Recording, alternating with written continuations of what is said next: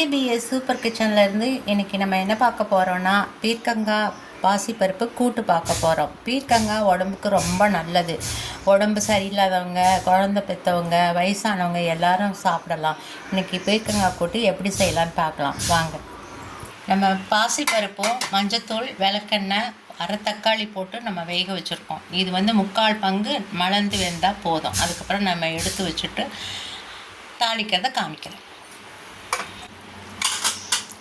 கரண்டி வாங்க. பருப்பு நல்லா மலர்ந்து வெந்துருச்சு. இதை எடுத்து அப்படியே ஒரு கிண்ணத்தில் வச்சுட்டு நம்ம இதே வடச்சட்டியில் தாளிச்சு விட்றலாம். எண்ணெய் ஊற்றிருக்கேன், ஒரு 2 ஸ்பூன் எண்ணெய் நல்லா சூடேறட்டும். கொஞ்சமாக கடுகு போட்டுக்கலாம், கொஞ்சம் ஜீரகம் போட்டுக்கலாம்.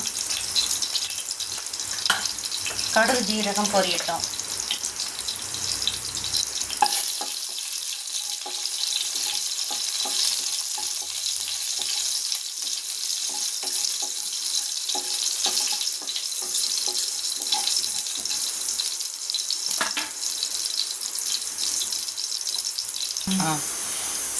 கடுகு ஜீரகம் பொரிஞ்சிருச்சு. பச்சை மிளகாய் சேர்த்துக்கலாம், கருவேப்பிலை சேர்த்துக்கலாம்.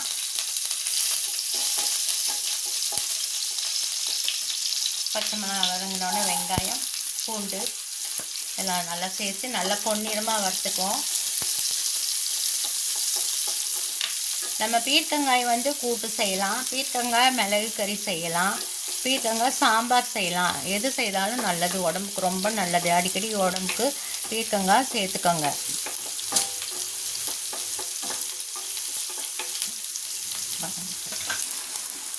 நல்லா இந்த அளவுக்கு வெங்காயம் நல்லா வதங்கிடணும். வதங்கினதுக்கப்புறம் நம்ம பீர்க்கங்காய் சேர்த்துக்கலாம்.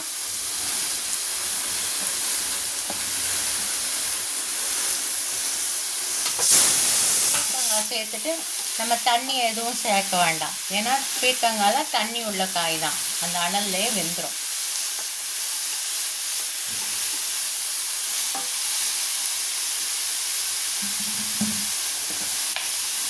லைட்டாக மஞ்சள் பொடி,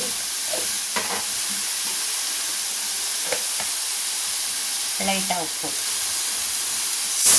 காய் போடும்போது லைட்டாக போடுங்க, அதிகம் போட வேணாம். பருப்பு போட்டதுக்கப்புறம் உப்பு எவ்வளோ தேவைப்படுதோ அது போட்டுக்கலாம்.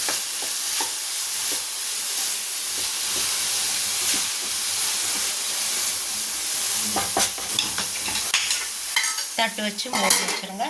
அடிக்கடி எடுத்து கிளறிக்கோங்க. காய் நல்லா வெந்துருச்சு. லைட்டாக கொஞ்சம் சாம்பார் பொடி போட்டுக்கலாம். ஒரே ஒரு ஸ்பூன் மட்டும் போட்டால் போதும், அதிகம் வேண்டாம். ஏன்னா நம்ம கூட்டுங்கும் போது நம்ம மசாலா அதிகம் சேர்க்கக்கூடாது. உங்களுக்கு இந்த ஸ்டேஜில் முட்டை உடைச்சி ஊற்றி மிளகு பெப்பர் போட்டு நீங்கள் பண்ணணும்னு நினச்சிங்கன்னா கூட இந்த ஸ்டேஜில் ஒரு 3 முட்டை உடைச்சி ஊற்றி நீங்கள் பெப்பர் போட்டிங்கனாலும் சூப்பராக இருக்கும். நாங்கள் இங்கே கூட்டுனால பாசிப்பருப்பு வேக வச்சு அதை நான் கலந்துருக்கேன். இது இன்னும் கொஞ்சம் போல் கெட்டியானதை நம்ம எடுத்துடலாம். தேவைப்பட்டால் கொஞ்சம் தேங்காய் துருவல் போட்டுக்கலாம். இப்போ உப்புலாம் நீங்கள் கரெக்டாக பார்த்துக்கோங்க. ஏன்னா நம்ம காய் வேகும்போது அன்லிமிட்டாக தான் போட்டிருந்தேன். நீங்கள் உங்களுக்கு உப்பு தேவைப்பட்டுச்சுன்னா நீங்கள் உப்பு கொஞ்சம் சேர்த்துக்கோங்க.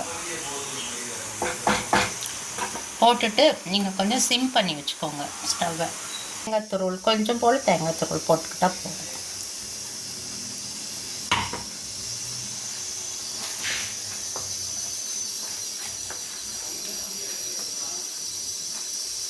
லைட்டாக ஒரு 5 நிமிஷம் மட்டும் அடுப்பில் இருக்கட்டும். 5 நிமிஷம் கழித்து நம்ம இறக்கிடலாம்.